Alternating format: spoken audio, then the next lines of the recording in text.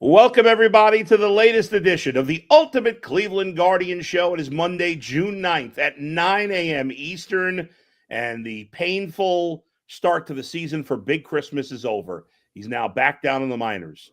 They may have to call him Little Hanukkah now. I don't know what's I don't know. That's not fair to my fellow Jews, but but I'm Jewish, so I can joke around about it. Now that I've made it awkward, Zach, what do you have to say? Bail Nothing. Just hit the intro.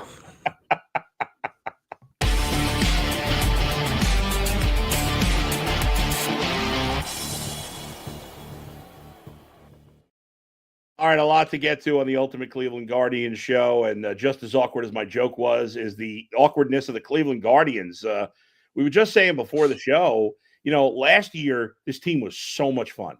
They were way better than we thought they'd be. For the first month, we kept saying they can't keep this up. They can't keep this up. The second month, we just delighted in their excellence. The third month, they kind of struggled a little bit. Maybe we're coming back to earth, and then they played great in the second half. But it's not been the same this year. I talked in the headline of the show today says mired in mediocrity, and that kind of is what they are. They're just a middle of the road, kind of nondescript, not particularly fun team to watch right now, and that stinks. So it's been a difficult team to talk about and certainly write about. I read them today on The Athletic. The headline is the Guardians' meager offense is Quan and Jose, and then hope, and then pray. Mm-hmm. And there's a lot of directions we could go here, because I criticized them for 1,200 words, and then at the bottom of the article, I'm like, but if you look at the American League, I think the most frustrating part about this for fans should be that they're not that far off. They're like a healthy Shane Bieber, which is no guarantee, as we learned, and 2 bats away from being a legitimate contender in a wide open American League. But it just feels like, I think the frustrating thing to fans, I think the thing that maybe induces some apathy, is that the only thing standing in the way of those 2 bats is themselves, right? So it's not like, they lost 2 of their best hitters to the injured list, and it's just those guys aren't going to be here this, like the Braves with Acuna last year, Acuna and Strider. Right. It was like, okay, well, the Braves just aren't going to be as good as the Braves could be, and there's no getting around that. So, it's not a great year for them. But this is like, how many times have we talked about, they didn't make the moves to get better offensively? Everybody could see coming into the season the lineup wasn't going to be good enough. They've had a lot of injuries to their top prospects, but they've also been super slow with their top prospects. And I don't know, the Giankenzie Noel thing, epitomizes what this season has been, where I'm like, what is the point of this season? They're not developing, and they're not really winning like they should be. And with Noel, for weeks, they were admitting it's a really tough role. He's really struggling, but we're putting him in a tough position. Well, then don't. Yes. Send him down or change something.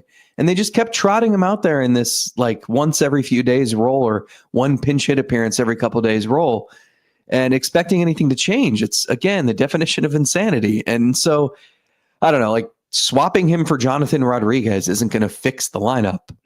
No. Banking on Chase DeLauder or CJ Kafis to come up and play savior isn't going to rescue the lineup. And so there's no getting around this, but to go back to the offseason and how this is imagine if Daniel Schneemann wasn't playing an all-star contender. It could be even worse. So, or imagine if Jose Ramirez wasn't having maybe his best season ever. They just haven't had the development, and they haven't made the aggressive moves. Who didn't see this coming? Well, we all did. The only hesitation was we kind of thought this would happen last year too, and it didn't. And that's kind of been their MO in recent years. It's 1 year good, 1 year, mediocre or below, because they don't spend to have enough proven hitters in the lineup. But Adam, here's one thing though. The 2 years that they've won the division recently, 22 and 24, they went into those seasons not expecting to do that. Right. It took like a crazy, I don't know, just everything gelled, everything clicked, but they didn't expect that. They thought they were still like building, and we've heard year after year, well, it's a really young roster. We have to give it time to develop and stuff. And like, that's fine, but we've been hearing that forever. You can't just eventually young players have to get better and get older. Yeah. And that hasn't happened. Who have they developed? Think about this. What hitters have they developed in recent years? Stephen Kwan is really the only guy. Everybody else has, if you factor in what their ranking stock was or their prospect stock was, most of them have been underwhelming. But nobody's really developed. Nobody's become a clear, this guy is locked in the lineup. Even Kyle Manzardo, who did a lot of his developing with Tampa Bay, he's fine. He's been fine, but since that hot start, he's been okay. And I know Schneemann obviously has been way better than I thought he would. But is anybody excited about Daniel Schneemann? Does anybody think Daniel Schneemann's gonna really have an all-star season? I don't know. Maybe he will. I guess anything's possible. But there's just so many guys that they've talked about developing. They were so afraid to trade any of these guys. And none of them have trade value. Somebody asked me the other day, what could they get for Carlos Santana? What could they get for, who was another Lane Thomas? I'm like, nothing. Yeah. You're getting anything for Lane Thomas right now? Some 19-year-olds. Yeah. What are you getting? The only guys you could trade and get something for are the guys you don't want to trade. Jose Ramirez. I can get a lot for Jose Ramirez. I can get decent amount I can get something for Stephen Kwan. I can get something for Emmanuel Clase. Yeah. I can get something for Bieber or Gavin Williams or Bybee and Gavin Williams. But, those are the only guys I don't want to trade.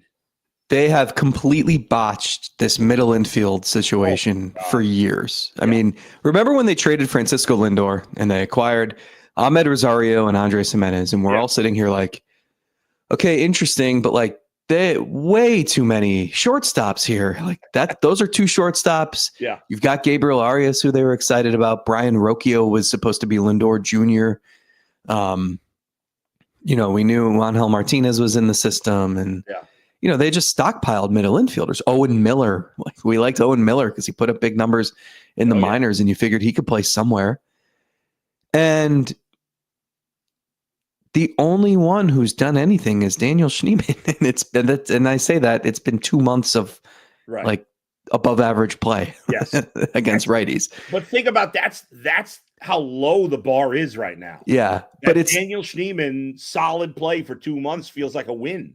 And when you have this stockpile of middle infield prospects, it's not even just about who emerges as a legitimate player for you, but it's, you have a surplus there. You got to trade someone. Yeah. And they never pulled the trigger on that. And so now you're left holding the bag, and you're left with Brian Rocchio at AAA, and you're left with Gabriel Arias, who's been good defensively and still subpar offensively. And because your standards are so low, I think we're all like, Arias has been fine. Yeah. Yes. And so, and that's, boy. And so now you're banking on, Juan Brito to get healthy, and maybe he can be part of this. But he can't play shortstop. You're banking on Travis Bazzana to get healthy and play like a number one pick, but he can't play shortstop. So like what we were dreaming up of what this middle infield solution could look like. I mean, if you're stockpiling middle infielder prospects, then you're assuming that's going to be the strength of the team moving forward. Well, that's not going to be the case. Yeah. And it's just another indictment on as you said, their inability to develop position players. Yeah. Where And we went from all these middle infielders. Now, CJ Kafis, who's been their hottest player, he's cooled off a little at AAA, but he's still overall doing well at AAA. You can't call him up. Why? Because they have a glut of mediocre corner, DH, first baseman, corner outfielder guys outside of Stephen Kwan. They're all mediocre or worse.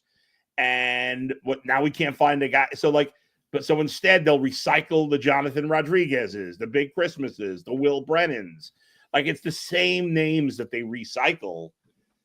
And as a fan, it's just tough to take. It really is. So obviously they had Kafis playing right field because Manzardo and Santana and then Fry were blocking first in DH. Yeah. Makes sense. Understandable. Yeah. Their reasoning for keeping him at AAA and not calling him up was they wanted him to feel comfortable in the outfield. Yeah. But you know what happened? Chase DeLauder came back and George Valera came back. And all of a sudden, Kafis had to go back to first base at AAA because there was nowhere to put him in the outfield. And look, I actually think Jhonkensy Noel, I have no metrics up on my screen. Like I could be completely wrong with this. Yeah. I actually thought he turned himself into like a solid outfielder defensively. He's got a good arm and like it never looks pretty when he's chasing after a fly ball, but he always like gets to it and makes the right play.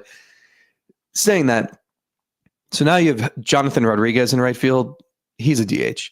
Yeah. If you're willing to play him in right field, you can play CJ Kafis in right field. Like there's no reason not to call him up. Yeah. If you have no room for him because those guys are playing the outfield, then call him up to the majors. Right. So it's I don't know. Like and I'm not trying to say that CJ Kafis is going to be the second coming and everything's going to be fine, but like you have to try things. I'm so tired of watching Will Wilson and the same right field platoon that just hasn't worked. Look, Angel Martinez has skated criticism, but he's been abysmal at the plate for about 6 weeks now. It's ugly. Yeah, I mean it's very ugly. You mentioned Ramirez and Quan have been great. Schneeman's been above average. Santana, Manzardo have been, fine. The rest of the spots in the lineup are a disaster. Chris Antonetti calling you. That is being too critical. Why are you killing my team? Well, what is happening there?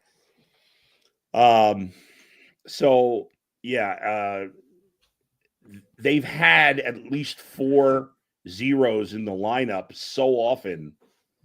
I mean, you got half the team with an OPS of 600 or lower. Well, do you know where they rank at certain positions? Because this says it all. If we use WRC plus as like the all-encompassing offensive stat, which is weighted runs created plus. So it's just measuring your offensive output, right? Yeah.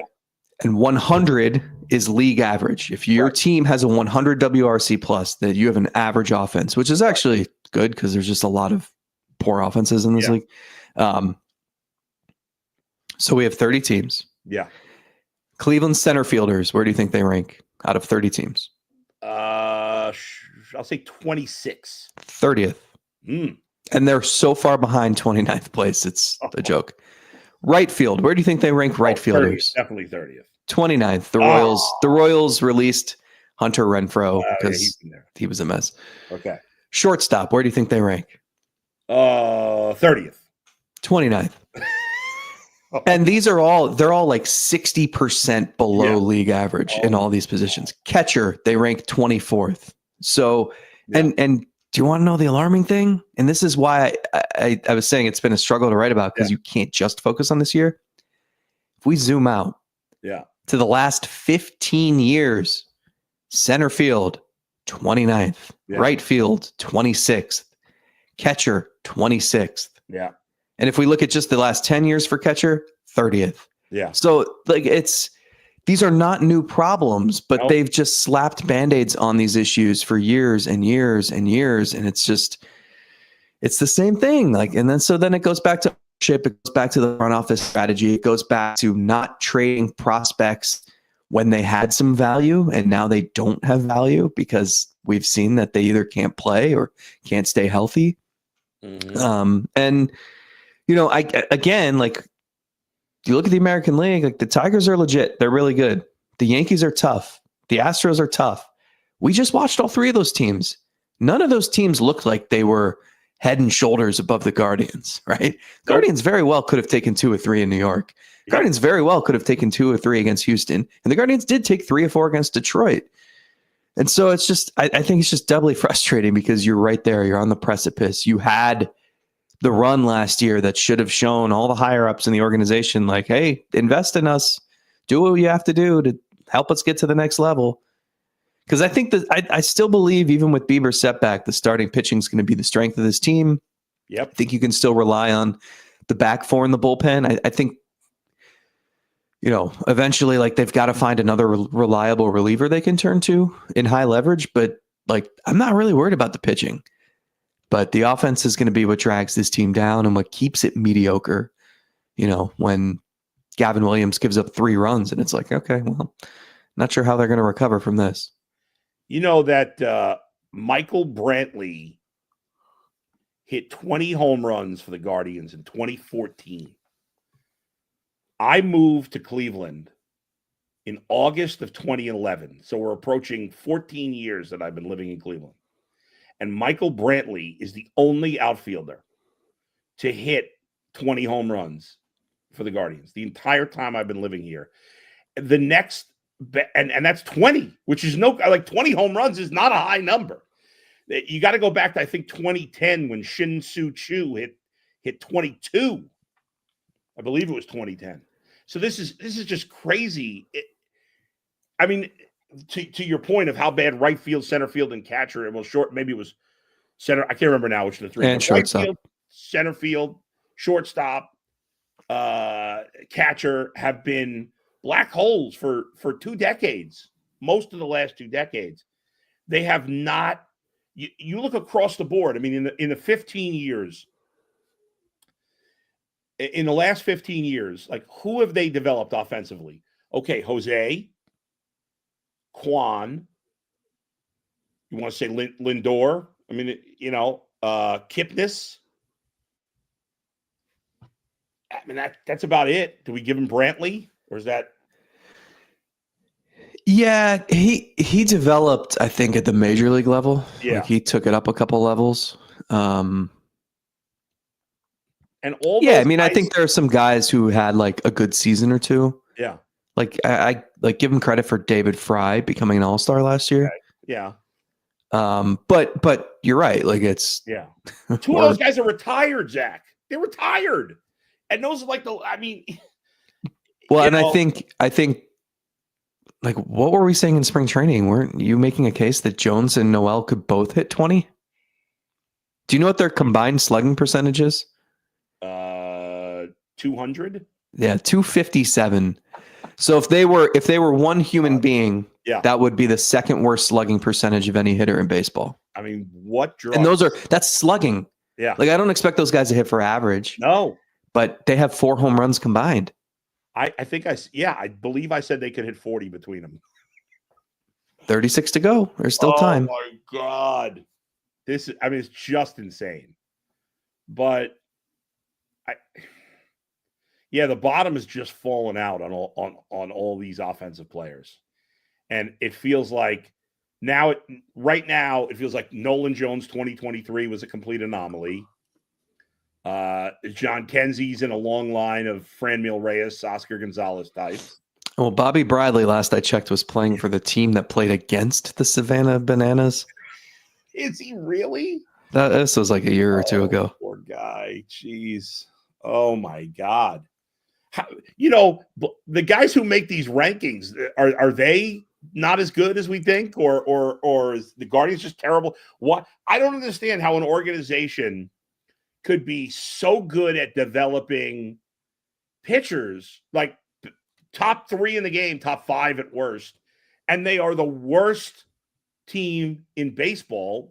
Maybe the Rockies, whatever, one of the worst in terms of developing hitting. It's crazy that it would be that stark a difference between the 2. Yeah, Bobby Bradley, by the way, is playing for the Charleston Dirty Birds of the Independent Atlantic League. Is he doing well? No. So I think Bobby Bradley. They've tried a lot of different things, right? I remember back when this outfield thing first became an issue, and so they were like, "Wow, the solution is let's just draft outfielders with our first pick every year." And you got Tyler Naquin and Clint Frazier and Bradley Zimmer. Nope. Tyler Naquin's pitching, and I think the other 2 are done. Yeah. And then it was all contact hitters. Well, if we just draft guys with great bat to ball skills, we can help them develop their power and get stronger. And you had your Tyler Freemans and your Owen Millers, and like Stephen Kwan is the shining example of that working, but he's a different case. He had bat to ball skills that those guys didn't have, and he proved he could make some swing changes and changes to his approach and hit for a little bit of power. So, and then I still think, I think Bazzano will be fine. I still think Juan Brito is going to be a good hitter because he's got the plate discipline. He drew a ton of walks and made a bunch of contact, and then he has added power at AAA. So I'm really curious to see him, and we would have seen him if he didn't get injured in April. I think Chase DeLauder is born to hit. So I still believe in him. I feel like they have certain top tier prospects who might be too good to fail. But I also am not going to confidently say that until I see it because of this organization's track record. It's one thing to Bradley Zimmer's best tool was never he was never going to hit 300 in the majors, right? Right. So they haven't had a ton of can't miss hitting prospects. If you look at their top prospects list, it's all hitters now. Yeah. It's if they can't make it work with this group with Jason Churio and Ralphie Velasquez and all these guys that sit at the top of their prospect list and DeLauder and Brito and Bazzana, et cetera. Then I just have no idea what they do. Then it's they've tried everything and they don't have the right people in place or the right systems in place. But I just brought up the MLB.com 2020 Guardians prospect rankings. You want to go over this for a minute? Yeah. Who's at the top? McKenzie? Nolan Jones? Nolan Jones is number 1. Number 2, the guy who just got traded for him, Tyler Freeman. Number 3, Tristan McKenzie. Number 4, Bo Naylor. Number 5, George Valera. Yeah. Number 6, Gabriel Arias. Number 7, Daniel Espino. Number 8, Brian Rocchio. Number 9, Aaron Bracho. Mm-hmm. Number 10, Ethan Hankins. Also on the list, number 14, Bobby Bradley. Number 17, Joey Cantillo. Number 18, Daniel Johnson. Number 20, Owen Miller. Number 21, Emmanuel Clase. Number 22, Angel Martinez. 23, Logan Allen. Right? And look, most prospects don't pan out. I think that's important to remember. That's why I'm harping on the fact that they resisted trading these guys when they had value.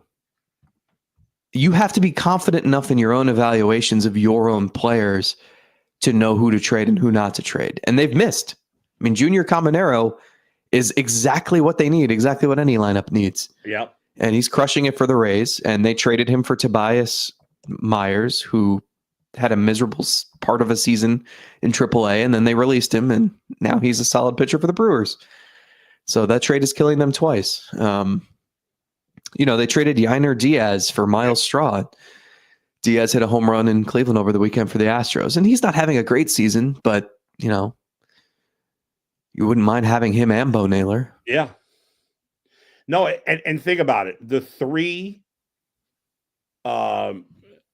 best developed hitters on this team to this point over the last few years, Jose Ramirez was not a big prospect.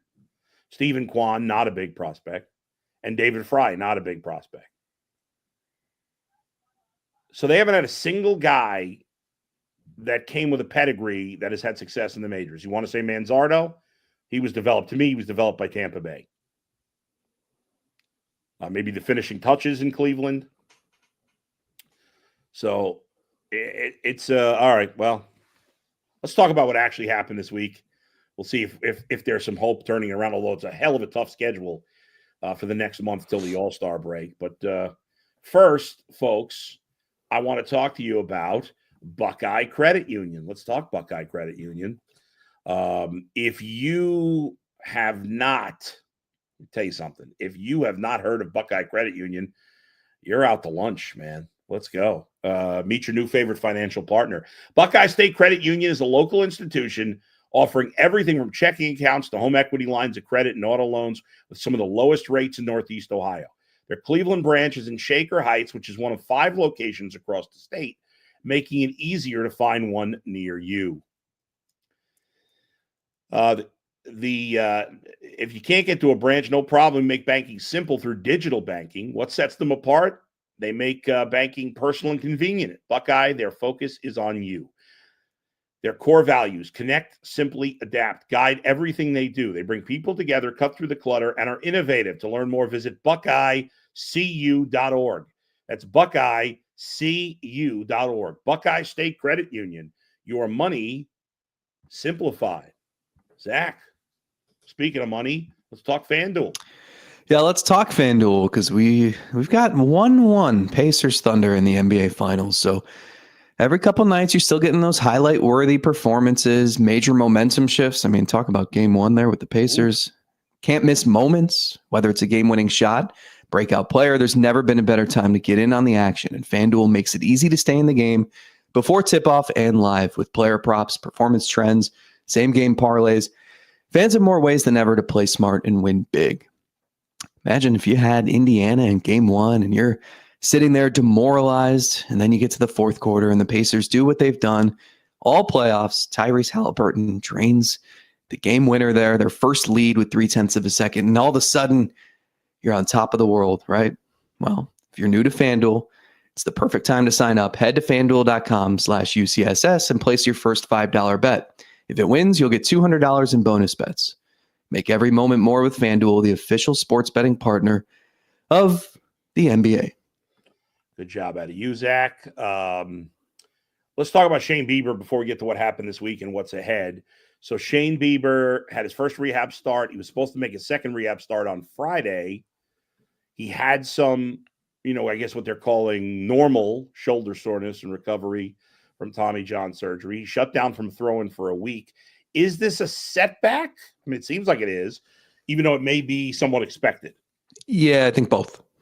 Stephen Vogt used the word setback a couple times, so I guess it's fair game. Yeah.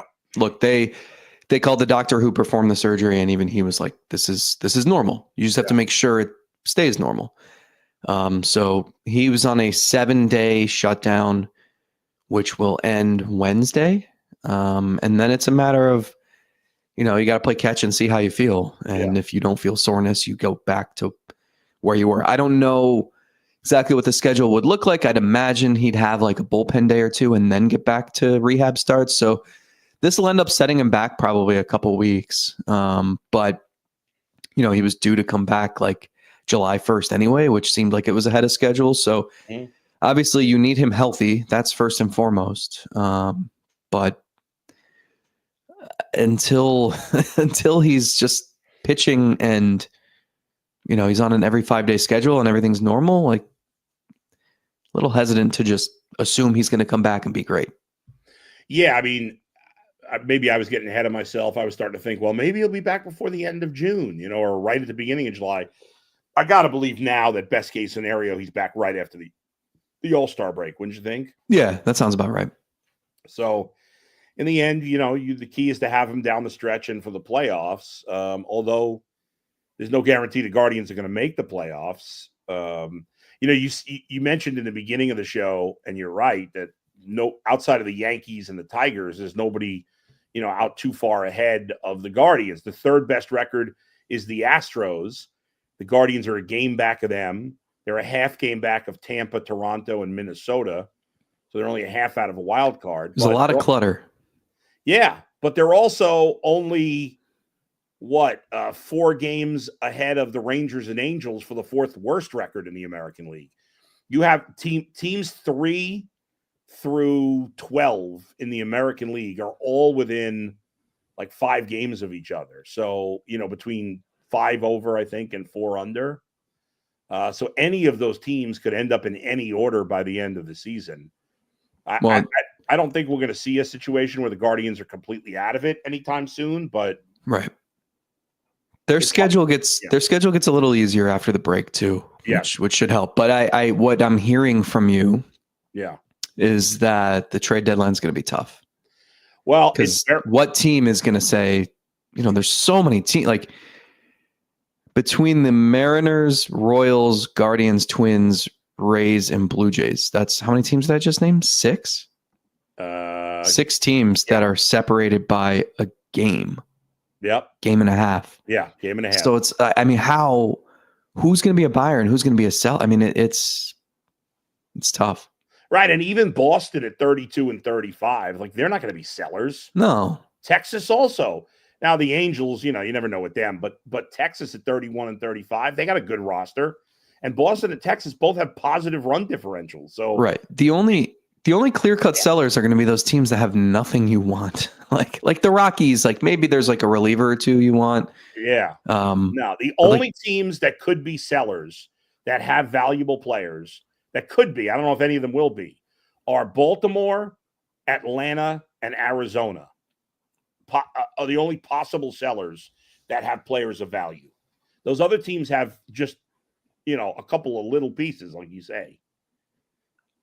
I mean, it's just not like there's been a lot of talk. Well, this is not really for the Guardians, but the Marlins were trading Sandy Alcantara. Well, he's been awful. Yeah. He's got like a 9 ERA. Who the hell's trading for him right now? And I mentioned Arizona. I don't think they're, Atlanta could be interesting if they've been terrible lately. So I don't know. And Baltimore's been bad for most of the season, but there's not a lot of those teams. Like if Baltimore or Atlanta or Arizona or even Boston at some point, even though I don't think it's going to happen, if those teams decide to be sellers, there's so few teams that have valuable trade chips and so many teams that are going to want to add that those prices are going to be through the roof. Right. And the Guardians, do everything in a timid fashion that they're never going to be in play for any of those good players. Not the top of the line. They'll settle, for some minor deal for a platoon outfielder and an extra relief arm that moves the needle zero, and so I don't see much hope for them getting better unless it's an internal option or multiple internal options. Yeah.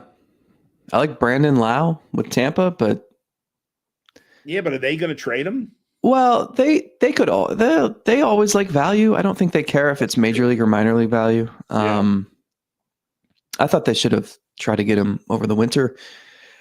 They didn't move him at all, obviously. I also don't think he's the difference between winning 84 games and winning the World Series. So no, but sadly, I mean, he'd be your third best offensive player. Yeah. I mean, not that I shouldn't say sadly, he's a nice player, good, solid, good player, and he'd help. But, they need, to me, you said they need 2 bats. They need maybe 3 bats. Yeah. I guess I'm saying, well, it depends where these guys fit. I don't know. Yeah. The question I have year after year after year after year is, what is your, and they'll never answer this. I've asked this a million times, and it's, they're trying to win. They're trying to put a competitive team out there every single season. Okay, fine. To different degrees, do you actually do that? But Jose Ramirez is going to be 33 in September. I understand he's at the peak of his power still, but that's not going to last forever. Steven Kwan can be a free agent after 2 more seasons. Like when is the year where you're really trying to win a World Series? That's right. Because if you're waiting for DeLauder and Bazana and Cooper Ingle and all these kids, okay, well, when are they going to be legitimate bona fide major league hitters? In 3 years? And by then, Jose is in his last season. Kwan is playing for the Mets. And then what, Zach? Because you're never going to get a player of Jose Ramirez's caliber. He cost himself, and I don't say it in a nasty way. Jose Ramirez is going to be set for life. He's fine with the money he made. And I have a ton of respect that he chose where he was comfortable over money. Not everything has to be every last dollar, but most players don't think that way. He cost himself easy $100 million. Yeah. Maybe more. I don't know how much he cost himself because he's one of the 10 best players in baseball. And he took a contract as if he's, a very good hitter, not a potential Hall of Famer. And they're never, ever going to get a player to take that kind of discount again. And they've done nothing with it. Nothing. To the point where they have, I would say, at least a third of the fan base convinced that they can't spend any more money than they do.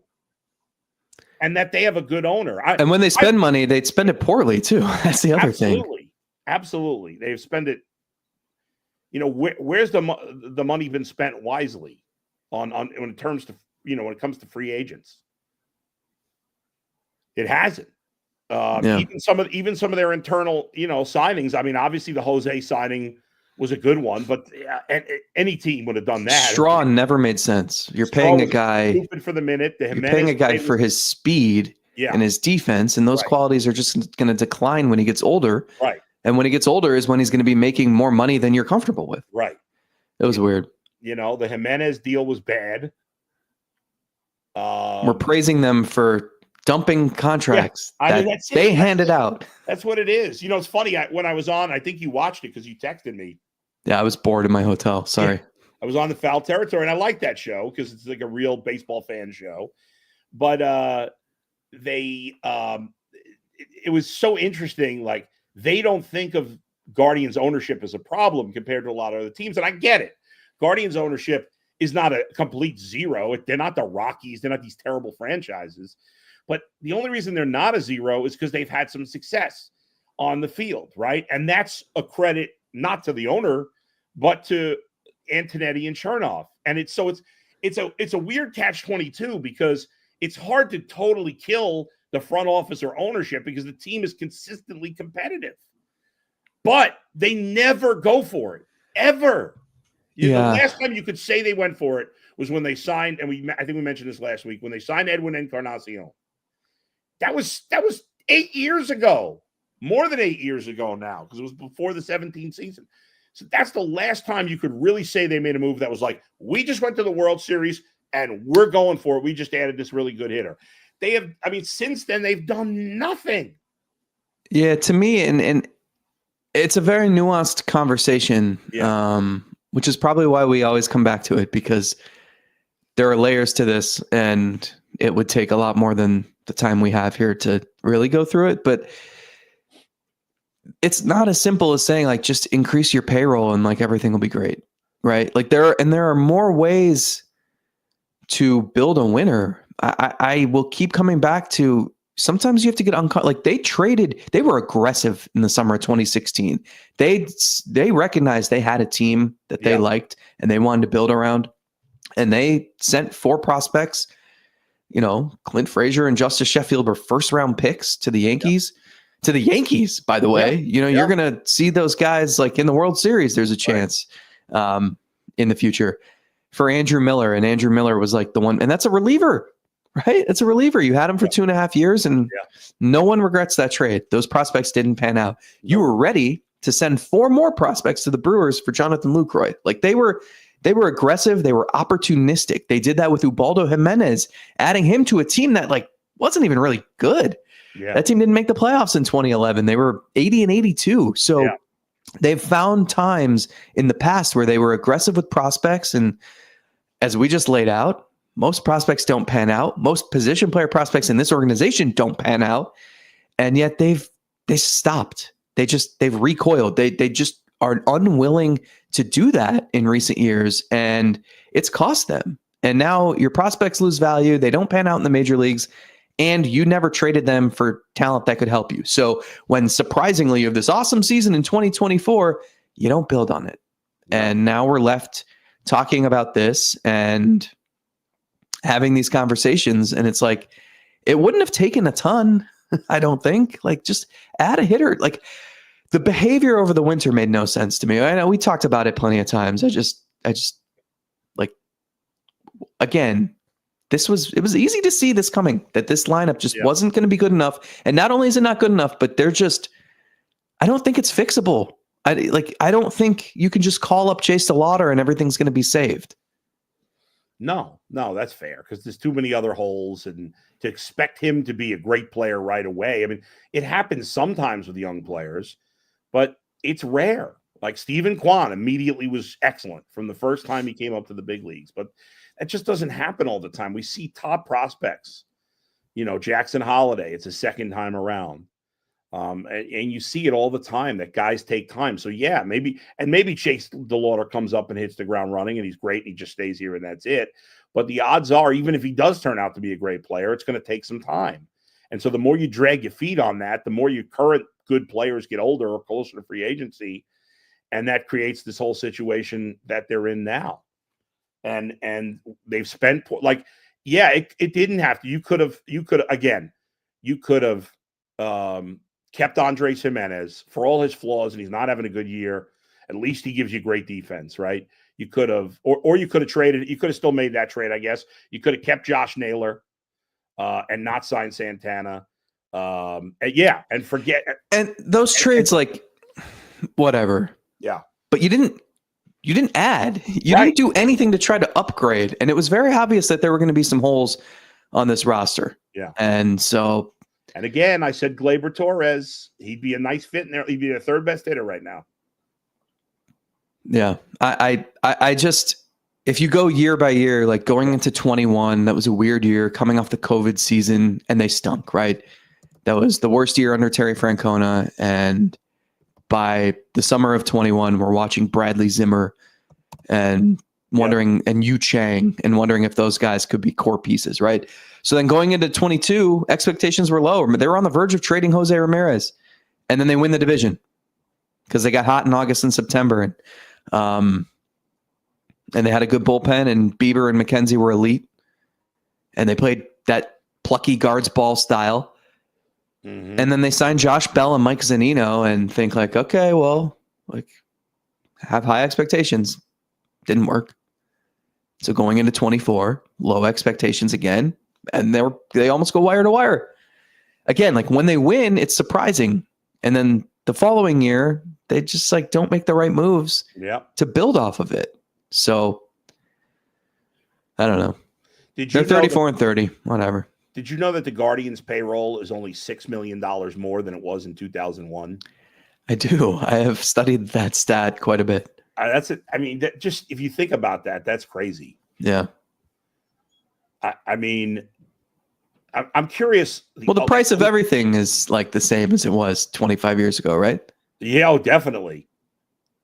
You look at the other teams in this division, right? The Tigers' payroll is up $100 million from 2021. Now it is down from the late 2010s, but still. Well, that's when the senior Illich was just trying to win one before he died. Yeah. Which, again, I don't want to get into a whole Dolan's thing, but like, you're giving up ownership here pretty soon. So like, wouldn't you want to just stamp the end of your ownership tenure by going all out? Or do you just want to be remembered as those guys who everyone was happy to see leave so that Blitzer could take over? Royals payroll is $90 million more than it was 2001. Twins payroll is $118 million more than it was in 2001. So like, and the White Sox, even the White Sox, who are the worst team in baseball, their payroll is actually only $9 million more. So congratulations. You're in the same boat as the White Sox. You're in the same boat as the worst team in the American League. Well, they were paying Ray Durham and Paul Konerko and.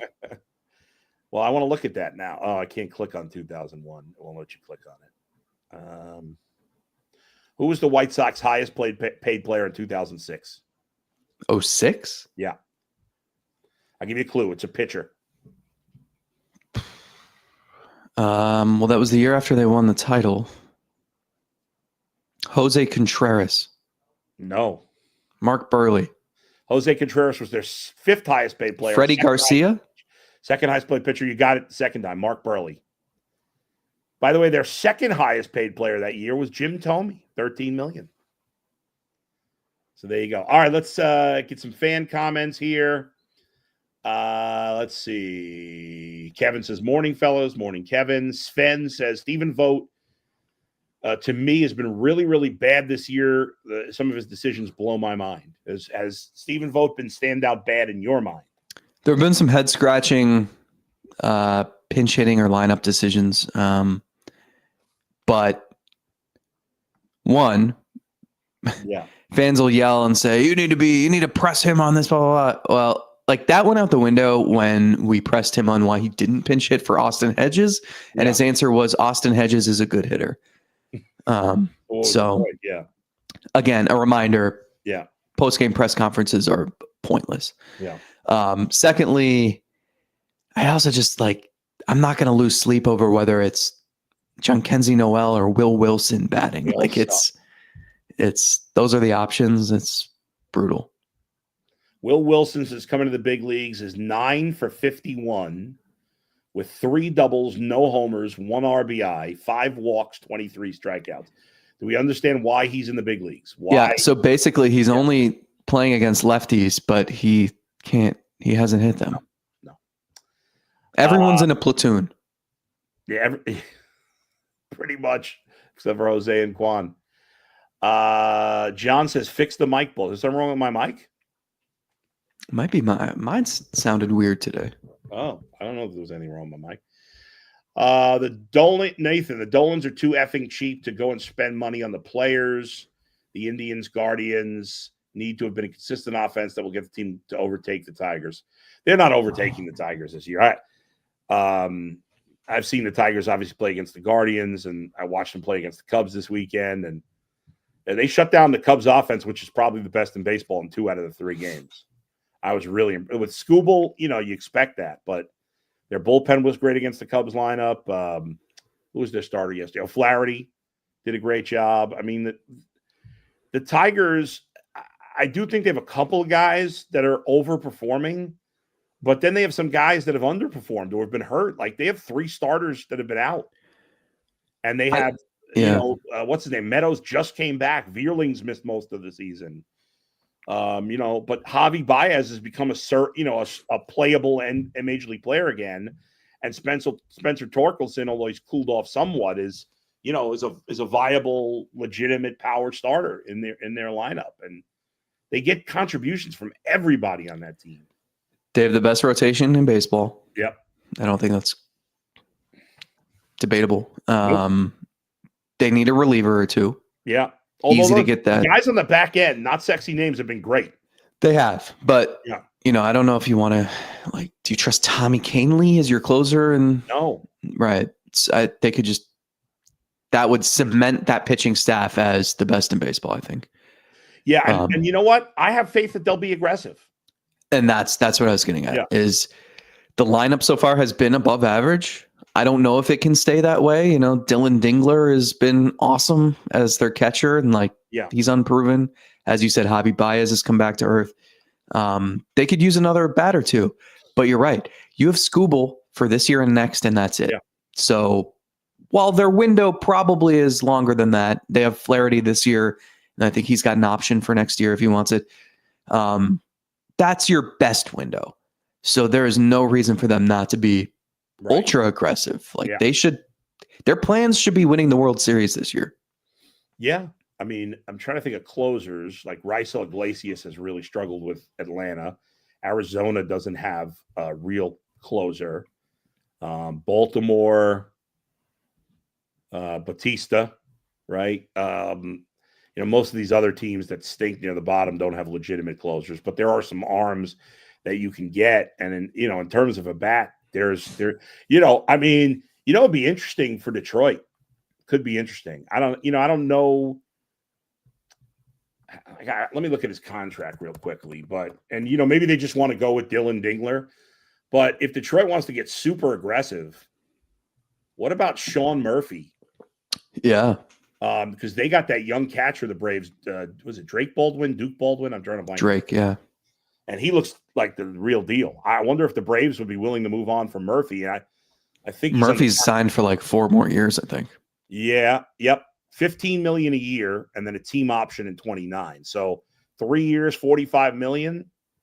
I mean, I don't know, but I could see the Tigers getting super aggressive with something like that. I don't know if they think it's worth it necessarily at catcher, but yeah, I mean, I could see them going to make a move and making 2 moves because this is their opportunity. I mean, the Yankees are the only other team with a significantly good record. And the Yankees are dangerous, obviously, and their rotation's been better than I thought it would be without Garrett Cole. But the Tigers have a better rotation. I think with a legitimate closer, the Tigers would have a better bullpen than the Yankees. And obviously, the Yankees have a better lineup than the Tigers. But I don't think I think the Tigers could beat the Yankees in a playoff series. Oh yeah, So anyway, let's see. $400 million jet says, gee, sure, it'd be nice to have $130 million payroll. And that's the thing. Like, we're not asking them to have a crazy payroll. I've been saying 150, which I don't believe for a minute is not doable. But even 130, that's 30 million more than that. That'd be a significant difference.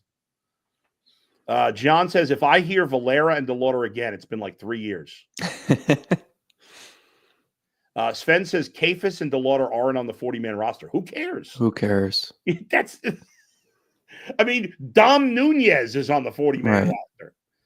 I understand Hedges is hurt right now, but if they could find a way to get Dom Nunez on the 40-man roster, they could find a way to get DeLauder and Kafis on the 40-man roster. Yeah, they have some dude named Matt Crook, Krook. Yeah, on the 40-man roster. I think they picked it. They got him off waivers somewhat recently. Yeah, fine. Sven, you can move Paul Sewald to the 60-day IL. Absolutely. Like, there's plenty of workarounds. Yes.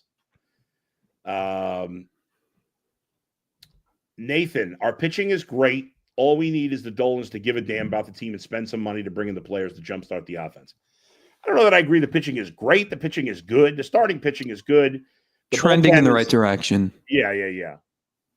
The bullpen, Clase is back to being confident. Now, to be fair, Emmanuel Clase is the Cavs of baseball right now. What he does in the regular season doesn't, because he's great, but he's got to do it when it matters. You think they'd trade him if they fell out? I would if I were them. But they won't. I don't think they will. Or maybe they'll hold out for some, whatever the miraculous package they think they're going to get. I would trade him if I were out of it, because his value's back up. I don't know that they trade him to Detroit, but I'll tell you, a perfect match. Now is the Cubs. The Cubs have money. Not that you need money for Clase, but the Cubs are going to be ultra aggressive because they don't know. I don't know if they're going to sign Kyle Tucker. So they're going to be ultra aggressive this year with their offense. Now holy cow, I just forgot the name of the kid they got closing right now. He's been great. Drawing a blank at the moment. Cubs have any middle infield prospects to give up? Do they have to be middle infield prospects? They have to be. Yeah. So the Cubs' best prospects it's a lot of outfielders. I'm trying to think about the infielders because they have kids that are ready to play in the majors. The Cubs don't have room for them. I'm trying to think of their top infield prospects, and it's not coming to me. Let me look at the prospect list. I'll see the name, and then maybe it'll jar a memory for me here. Okay. Cubs pipeline. So their best prospect is Owen Cassie. James Triantos is at AAA. He's an infielder. Okay. He was I think he was a first-round pick. No. Yeah. No, I'm sorry. He was a second-round pick in 2021. He's not having a good year. So I don't know if they're going to want him. He's having a bad year. He's been a good prospect, but they have their infield prospects are more further away. But yeah, their best prospects, Owen Cassie's an outfielder who's really good, and Moises Ballesteros, who they just called up, and then they sent him back down. He's a catcher, but he's a catcher. Now, he's built more like a DH than a catcher, but the guy has hit everywhere he's been in the minors. He's got an 884 OPS in AAA this year with only 6 home runs. So he's just a good contact hitter. And a lot of doubles and stuff. Anyway, who knows how these things work out? They have another infielder named Jefferson Rojas, who's a good prospect too, but he's further away. So I don't know if it's a perfect match. But there are, you can't be like how I feel about the Cubs is they got to win this year, right? So trade whatever. I don't care what of their prospects they give up, and the Guardians never do that. I mean, they did that in 16, as you talked about, right? And now, maybe they should have done that last year, or they should have done that 3 years ago, and they didn't. They just worked on the fringes, and that's not enough to get over the top. And obviously, if you go all in and you trade your top prospects, there's no guarantee that it's going to work out. But like you said, is there any Guardians fan, any Indians fan on the face of the earth that regrets the Andrew Miller trade? Even if those players had worked out, I wouldn't regret it. Right. because I didn't care. When the Cubs traded Gleyber Torres, who's become a good player, not as good as you would have thought, when they traded Gleyber Torres for Aroldis Chapman at the time, he was the most hyped prospect. I couldn't care less. I wanted to win a World Series. Mm-hmm. It doesn't matter. You got to make the moves, and they haven't. All right, we can't get to the rest of the messages, folks. Sorry, we've been on almost an hour. Before we go, I want to tell you about Monarch Money. Ever check your bank account and wonder, where did all my money go? This is not good. Well, between dining out, shopping, and entertainment, it's easy to lose track. That's where Monarch Money comes in, your personal CFO, giving you full visibility and control over your finances. Monarch Money isn't just a budgeting app. It's a complete financial command center. You can track all your accounts, investments, and spending in one place, so you can stop just managing your money and start building wealth. So when I started using Monarch, I just realized how much I was spending on food delivery. Now I budget smarter and save more. Take control of your finances with Monarch Money. Use Locked On NFL at monarchmoney.com for 50% off your first year. That's Monarch, MONARCH money.com. Code Locked On NFL for half off your first year. All right, Zach, we've been talking forever here.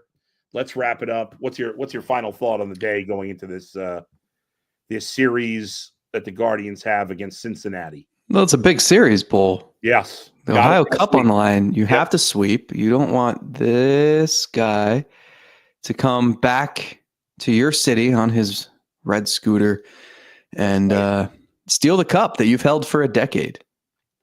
No, you need retribution against the Reds. They swept you at their place. This is honestly one of the easier series you've had recently. That's not to say it's going to be easy. The Reds are kind of in a similar spot where their offense has not performed up to what it should. And sorry to cut you off, but Abbott and Lodolo are pitching, and they've both pitched very well in this series. They have. You're going to get three lefties. So a lot of Jonathan Rodriguez and Will Wilson on the docket for us.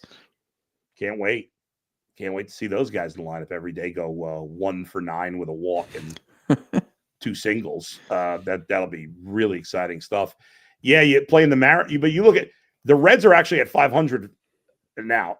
The Guardians have 1, 2, 3, 4, 5, 6, 7, 8, 9, 10 series before the All-Star break, and based on records right now, the Reds are the third worst team they're going to play in these 10 series before the break, and Cincinnati's not bad. The only really bad teams they play are Oakland next week, or 2 weekends from now, in Sacramento, the A's in Sacramento, and then they close the first half in Chicago against the White Sox.